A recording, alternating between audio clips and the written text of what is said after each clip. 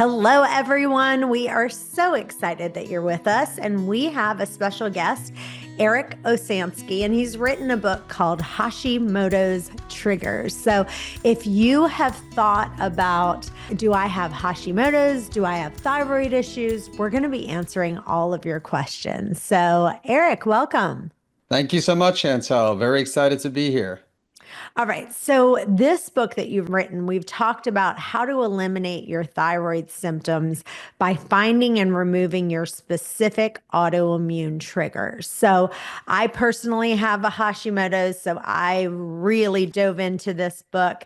And I want to start by talking about a really controversial topic, which is iodine. And I literally hear people, and I think that some people are on the spectrum that you might have too much iodine. And some people say if you have Hashimoto's, you might not have enough iodine. I know for me, anytime I eat foods that are high in iodine, I always personally feel better. So I am in the camp of, I always look at things, how do I feel when I eat certain things. So I know, like, if I have dairy or I have eggs or I have fish or shrimp or beef liver or chicken, things that are super high in iodine, I tend to feel better. So, in my opinion, I feel like, it helps me to have iodine, but I want you to talk about this controversial issue and what your opinion is on it for your thyroid. Yeah, as you mentioned, definitely one of the controversies in thyroid health. And I mean, I personally have had good experience with iodine. And initially, when I first started working with patients with thyroid and autoimmune thyroid conditions, including Hashimoto's, I would test everybody for iodine, do like urinary testing for iodine, and I would recommend iodine for pretty much everybody who was deficient in iodine, which was a lot of people who did the urinary test. And I mean, the truth is, everybody's different. There are some people that tolerate higher amounts of iodine in food and even supplemental sources. And then there are some people that just don't do well, where it could even seem like it's a potential trigger, potentially exacerbating the condition. So it's one of those things where I think it is individual. Like how you feel is definitely important. I mean, I've had other people, even people with like goiters, where like an enlargement of the thyroid, and they take iodine and they feel better, and the goiter decreases. And we can't argue with how they're feeling and the physiological changes. So it's one of those things. I think that if someone is going to take iodine, I do think that they not necessarily the iodine foods. I think like eggs, you mentioned. I mean, I usually have people take a break from dairy while healing, but if they're eating, if they're following an autoimmune protocol, which I know we're going to talk about, they're actually taking a break from eggs, so as well. But the having some foods with iodine, I think is fine. Whether someone could tolerate higher iodine foods like kelp, for example, I think it depends on the person. Same thing with supplementation. There are some people, I mean, I think a multivitamin, most people could tolerate taking a multi with 150 micrograms or even 200 micrograms of iodine. But then, like other supplements like iodoral that has higher amounts, milligram doses of iodine. Again, it does depend on the person. So if someone's going to take that approach and supplement with higher amounts of iodine, especially. So go beyond the food sources of iodine, then especially I think doing some urinary iodine testing and working with a practitioner is probably a good idea. So let's talk about the autoimmune protocol. Some people call it just the AIP diet, and it is a more stricter version of the paleo diet. So talk about some of the additional things that the autoimmune protocol diet eliminates, in addition to, I think a lot of people maybe just briefly discuss that of how it's different than the paleo diet. Yeah, of course. So the paleo diet, I mean, with both autoimmune protocol and a paleo diet, of course, you're going to focus on eating whole, healthy foods. So you're going to be avoiding refined foods and sugars, unhealthy oils, just things like fast food. So I won't get into those. But as far as what you can eat, so with the paleo diet, you could eat meat, you could eat fish. You could eat vegetables, you could eat fruits, you could eat eggs, you could eat nuts and seeds. You're not supposed to eat grains. You're not supposed to eat legumes with the regular paleo diet as well as an AIP diet. And it's because those foods can potentially be harsh on the gut. So, I mean, there are some health benefits, especially of like legumes, really good, like lentils, great for the gut microbiome, for example. But so with autoimmune paleo, with an autoimmune protocol, you're excluding the eggs, the nuts, the seeds, and you also excluded the nightshades. And there's a few reasons for that. I mean, eggs are nutrient dense, so honestly, those are usually one of the first foods someone would reintroduce if they're following an autoimmune protocol. But eggs, they are a common allergen, which is why with many elimination diets, eggs are excluded, not just an AIP diet, but a lot of times eggs are avoided if someone's following other types of elimination diets. Also, the egg whites have a compound lysozyme, which could uh, potentially affect the gut in a negative way.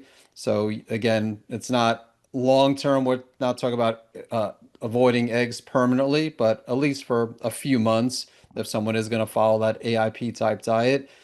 Same thing with nightshades. Nightshades, tomatoes, eggplant, white potatoes. Sweet potatoes are not part of the nightshade family. So white potatoes, peppers, they have some great health benefits.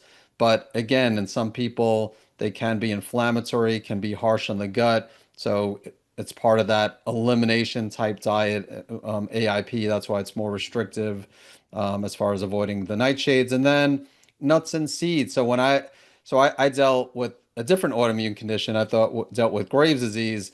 And when I was dealing with Graves, this was back in 2008, there wasn't an AIP diet. So I was actually eating more of a paleo type diet. And I wasn't a big egg eater at the time, but I was eating nuts and seeds regularly. And I hit a roadblock into my recovery. And I wasn't sure if it was the nuts, but I took a break from the nuts and seeds for a couple of months, and that seemed to make a big difference. And AIP, one of the reasons why nuts and seeds are excluded, even though they have some great health benefits, they're a good source of fiber. But again, they could also tend to be a little bit harsh on the gut. So initially, at least while healing the first few months, the purpose of avoiding those foods that I mentioned is really just to help to minimize inflammation and also so you're not avoiding some additional foods that potentially can be harsh on the gut.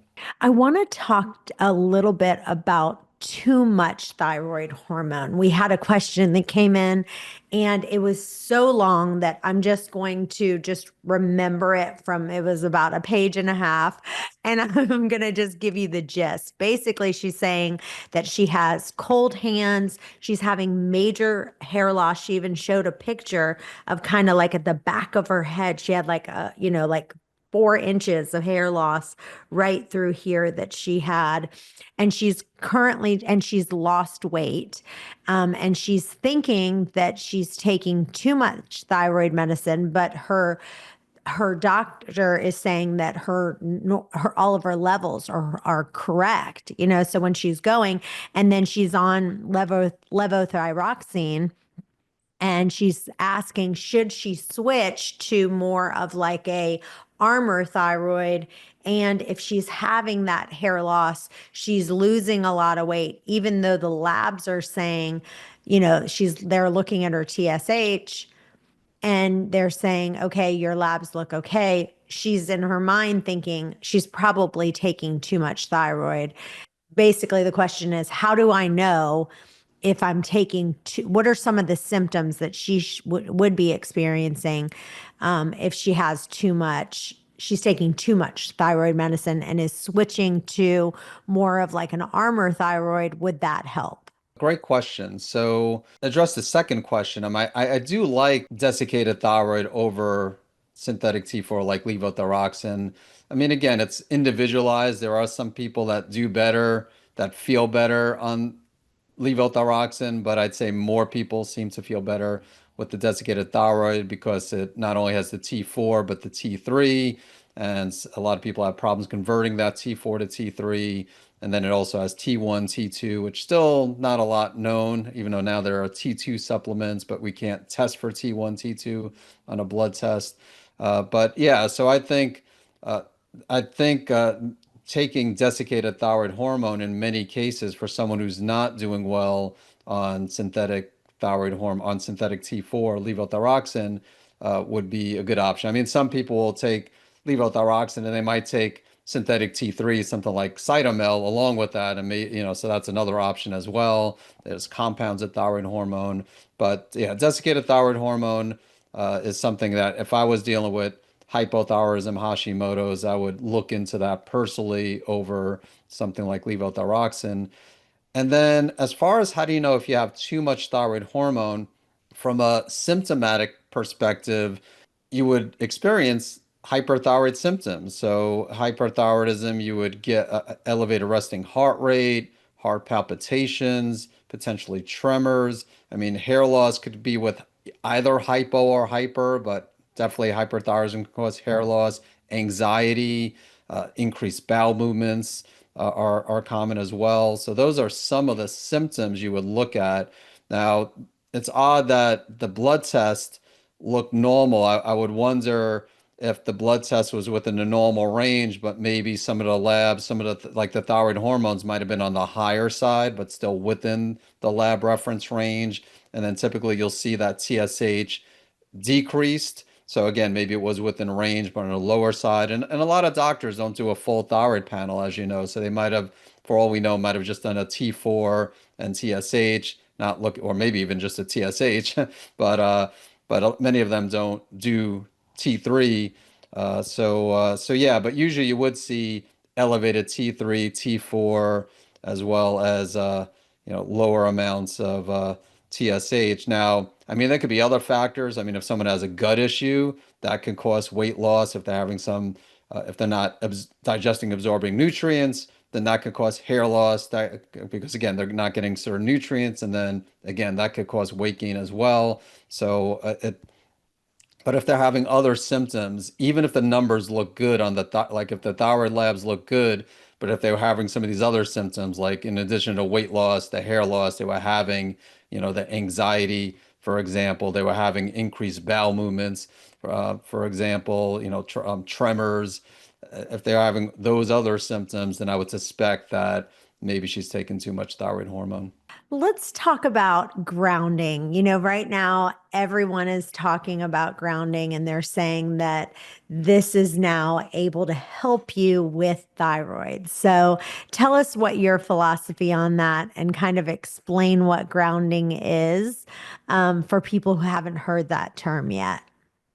Yeah, I mean, what I think of grounding just being in like physically in touch with nature, I mean, it could be going outside and just barefoot on the grass. That's, I mean, something that I like to do, and but it could also be like a ground. You could have a grounding mat, and just I mean, we live in a world where like again, when I was younger, I would go outside and play in the dirt and be outside all the time. Now we're inside all the time.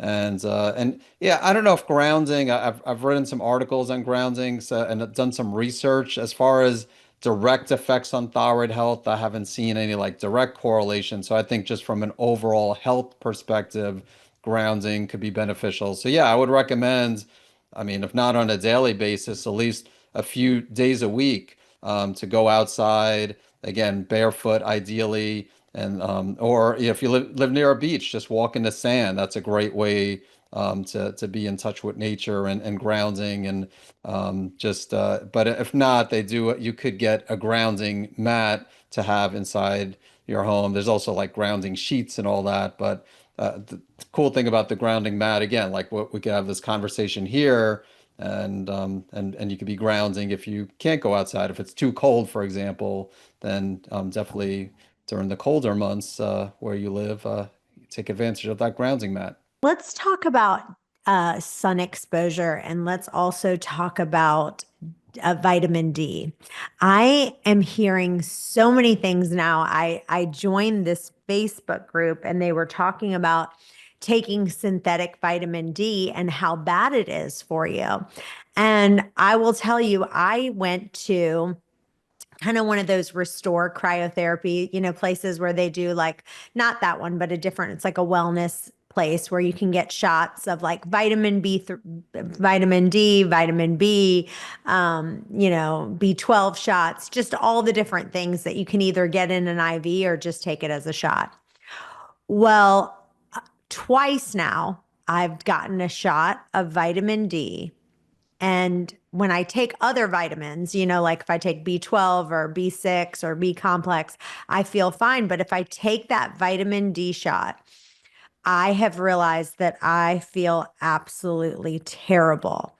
And so I literally was like, oh my gosh, I need to like really start looking into this. And I started looking into it. And, everything for me, I always look at how do I personally feel, And so I was like, wow, this is huge that I'm literally taking this vitamin D shot. After I took it for the next 2 or 3 days, I felt terrible. So I want you to talk about just, first of all, I think almost everyone would agree that we absolutely need vitamin D exposure from the sun, that getting it from the sun is the number one way to get it. But I want you to kind of talk about vitamin D a little bit and also talk about how important, what your thought is on getting, vitamin D supplements versus getting it from the sun. Yeah, I agree with you. I think getting it through the sun is ideal. I mean, not everybody could get enough through the sun, and there's different reasons for it. It could depend on where they live. There are certain genetic polymorphisms, so it's common genetic variations in a vitamin D receptor that can make it more difficult to get it through the sun. But that being said, I agree. If you could get 10, 15 minutes of sun exposure per day, I mean, even a few minutes, even if you can't, I mean, hopefully everybody could take 10, 15 minutes to step outside in the sun when it is sunny. But yeah, I agree with sun exposure. I do think there's a time and place for vitamin D supplementation.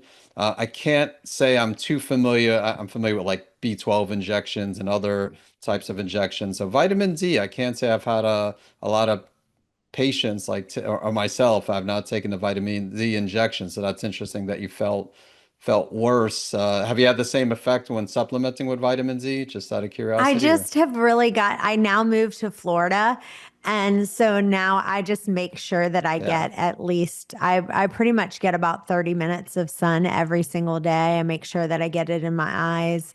And I'm awesome. really big on getting it from the sun. So I've just kind of really stopped getting vitamin D from and then I try to maybe have foods that are higher in vitamin D and things like I do take like a liver supplement that is Hmm. really important, that I feel like is important to me as well. So I just don't take like vitamin D3 with K2. Like I just don't take that because I've learned my body, and for me personally, I don't do well when I take it. So I tried it, I've read a bunch of stuff about it, and now I've just decided that it's just not good for me personally. Yeah. I mean, if you could do what you're doing, I mean, not everybody is able to, not everybody lives in a sunny climate. So they might have to rely in some cases on supplementation. And again, maybe like taking a liver supplement might be another alternative.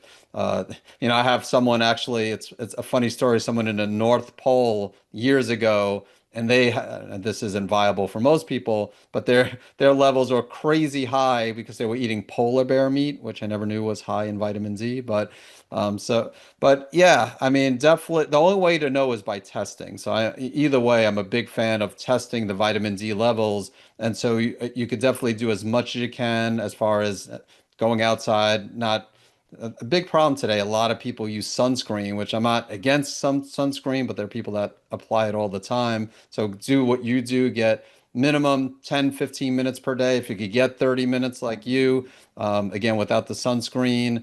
And yeah, if you're able to just by testing maintain healthy vitamin D levels, and again, I like to see at least 50 nanograms per milliliter. Um, some like to see it above that, like 60 or higher. And if you're able to do that with the sun and like taking liver supplements, and I say do that. If you need to take something like vitamin D3, K2, then again, like try to get away with the least amount that you need to take. There are some people that take massive doses, like 10,000 IUs per day, every single day. And some people are doing that because they're not getting enough sun exposure. So I would agree. I would say try to get as much sun exposure as you can and then test and see what your levels are. And if you're not getting, if your vitamin D levels, let's say they're 35 with getting regular sun exposure, then maybe you do need to add some supplementation. But on the other hand, if your levels are looking really good, if they're optimal by getting just sun exposure, maybe taking a liver supplement, then by all means, just continue doing that. Yeah, I take something from Heart and Soil. If you go to heartandsoil.co, use the coupon code Chantel Ray 10. Don't forget Chantel Ray 10. Make sure there's a number 10 behind it. And beef organs are so nutrient dense and they have a wide array of vitamins and minerals.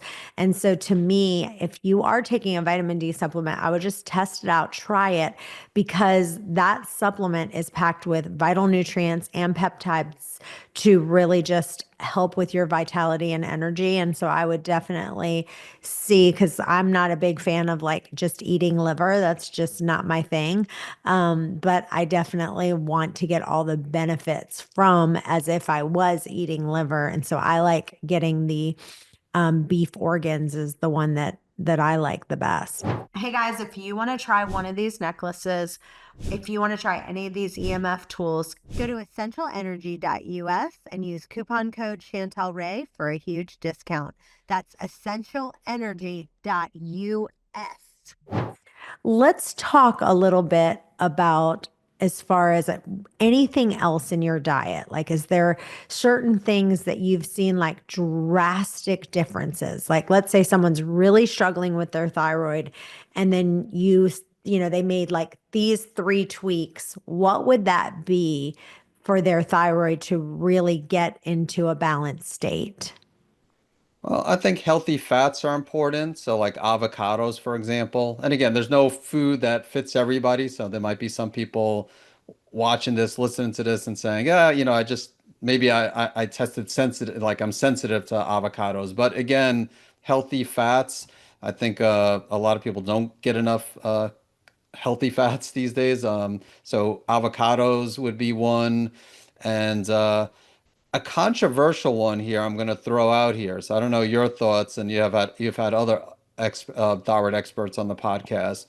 Cruciferous vegetables. So cruciferous vegetables get a bad rap when it comes to thyroid health. They're known as goitrogens, and goitrogens aren't. I mean, goitrogens potentially can inhibit thyroid hormone production, but cruciferous vegetables like broccoli, Brussels sprouts, kale, they have some great benefits, great for a great source of fiber, but also great for supporting phase two detoxification and estrogen metabolism. So I actually encourage people to eat cruciferous vegetables. Now, if someone's overdoing it, maybe having like a few cups of raw vegetables per, like 5 cups of raw cruciferous vegetables per day, maybe that will cause problems. I think even then and most people, they're not eating that many vegetables, period, let alone just one a category of vegetables. So cruciferous vegetables, I think, can be a game changer. And then I would say not necessarily a food, but just getting enough protein, very important. I mean, overall, I wouldn't say just for thyroid health, but most thyroid conditions are autoimmune. Most hypothyroid conditions are Hashimoto's. Most hyperthyroid conditions are Graves' disease. And protein is very important for immune system health. You don't really hear that when it comes to protein. You hear it more when it comes to muscle mass, which is true as well. But from an immune system standpoint, you also need to have enough protein. Yeah, definitely encourage people to make sure they're getting enough protein. I mean, I prefer and usually recommend from animal sources, but if someone's vegan, vegetarian, obviously there are non-animal sources of protein as well. Yeah, I will say this. I personally used to be on thyroid medicine and I used to just keep creeping up. I started out low and then I did a compounded and then they just kept having me increase.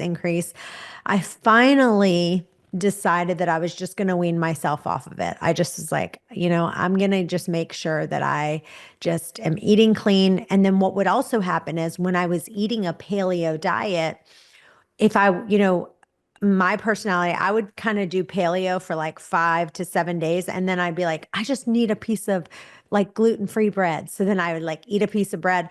But it made such a huge difference when I ate paleo. My thyroid was like on overdrive. So whenever I changed it up, plus I was taking the medicine, then my body just wasn't able to react. So I finally just actually just kept lowering it myself. I just weaned myself off of thyroid medicine altogether. But I will say, I don't think people realize the power of a paleo diet, how much it makes your thyroid work on overdrive. And so it's something that I think people should just really like look at, like just try it out for yourself and see. Like I can totally tell how my thyroid is functioning when I'm eating a paleo versus, and even an autoimmune paleo is big impact as well versus, just even adding couple pieces of gluten-free bread to the mix, my thyroid would work on overdrive when I wasn't having any grains and eating a paleo diet. Talk about that for just a second. Yeah, that's great. Okay, quick question. How long you been off the meds for? Probably, I don't know, maybe 6 months or so. Yeah, I'm Yeah, and completely off. I'm not on any medicine at all. that is awesome. And you're grain pretty much grain free or like with the I, gluten-free bread is yeah, I basically what happens with me, I pretty much eat a paleo diet and then usually about around 1 week goes by and then all of a sudden I'm like, if I don't have a piece of gluten-free bread, I'm going to snap. So I just finally like will eat a piece of gluten-free bread and then I'm like, okay, now I'm fine. And then sometimes I can go like 2 weeks, but I just have it very rarely. I don't eat a lot of yeah. grains and I try to eat and a potato too. Like I don't eat potatoes very often, but again, 7 days will go by and I'm like, we went to this steakhouse and we ordered this baked potato and it was like the best baked potato I've ever eaten in my life. And I was like, okay, I probably had like this much steak and like the whole baked potato. So I just kind of have about a 7 to 10 day window where I'm like, perfect, perfect, perfect. And then I just feel like I need something. Yeah, no, that's amazing. But yeah, what you said, I mean, the big thing about both the paleo diet and AIP that I didn't talk about earlier because I focused more on the foods that you're excluding that's affecting gut health. But again, they're high protein diets. I mean, you still are usually eating plant-based food. So there's also like, I'm sure people have heard of the carnivore diet, which is exclusively animal protein.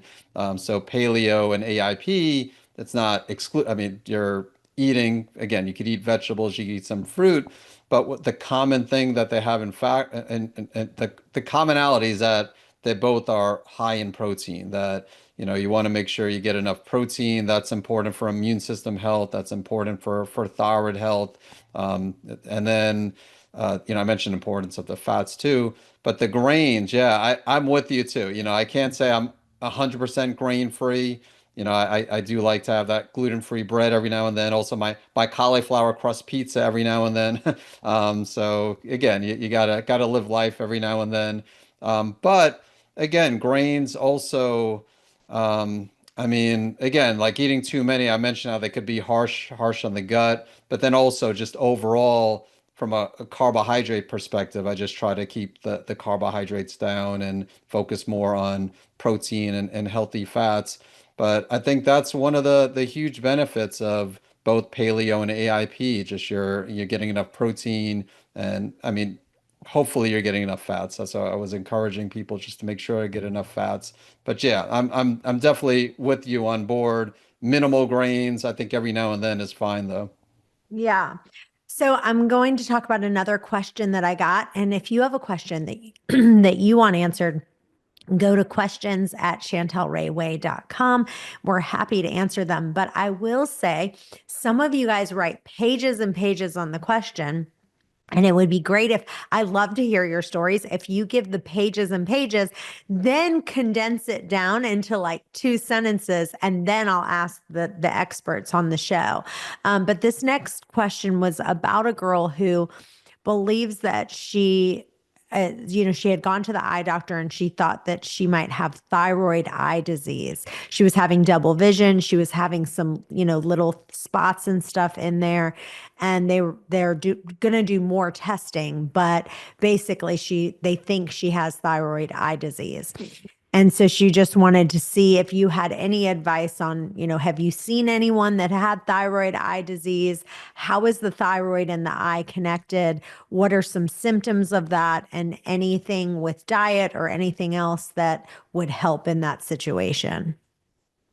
Yeah, thyroid eye disease. I have a lot of experience just because my background having Graves' disease, and so I see a lot of other people with Graves, and it's much more common in Graves than Hashimoto's. So thyroid eye disease is actually more of an immune system condition than kind of like Graves and Hashimoto's are more immune system conditions than thyroid conditions. Thyroid eye disease is also an immune system condition. It's when the immune system attacks the tissues of the eyes, and that could lead to symptoms such as swelling of the eyes, bulging of the eyes, double vision of the eyes. And again, it gets most cases, thankfully, are more on the mild side, but sometimes a person can experience severe bulging, severe double vision, sometimes even compression on the optic nerve. I mean, that's an emergency. So that compression of the optic nerve, you don't want to do anything natural. But otherwise, similar like with my books like Hashimoto's triggers, and my other books related to hyperthyroidism, Graves' disease. Again, you need to remove the triggers, do things to heal the gut, and selenium. So selenium is great for, I mean, selenium is great for Hashimoto's, Graves, but also thyroid eye disease, and there's some research behind that. Alpha lipoic acid is another supplement that is great for thyroid eye disease, helping to reduce oxidative stress. And there's some research about berberine. So a lot of people use berberine for blood sugar, insulin resistance, but also has a lot of benefits on the gut microbiome. And there's some research also showing that berberine can benefit people with thyroid eye disease. So I'd say long term, you would want to do things to find or remove the triggers and heal the gut. But short term, work with a practitioner to get on some seleniums, and maybe alpha lipoic acid and berberine are some. And now also we mentioned vitamin D. Vitamin D is very important for a healthy immune system as well. So definitely want to have optimal vitamin D levels as well. Let's talk about joint pain for just a little bit and how you're seeing that joint pain is tied to your thyroid and anything else that you've seen that can help with joint pain. I personally have an autoimmune condition called psoriatic arthritis. I've been able to hold it at bay when I get stressed out. It just kind of flares back up and then my joints start hurting again. And so when I keep my diet extremely clean, things are better, obviously. But if I get stressed, I haven't had any psoriasis, which is so great. My psoriasis has completely cleared up and has not come back, and I'm not on any medicine for it or anything. But my joint pain can come in and out still, for different things. So, talk about how you see hypothyroidism or, Hashimoto's kind of tying into the joint pain and anything that can help with that. Yeah, well, again, we need to remember a few things. First of all, autoimmune conditions, I mean, they're inflammatory. I mean, the goal is to try to address that autoimmune component, but while someone's in an active flare, there's a lot of inflammation, so that itself can result in joint pain.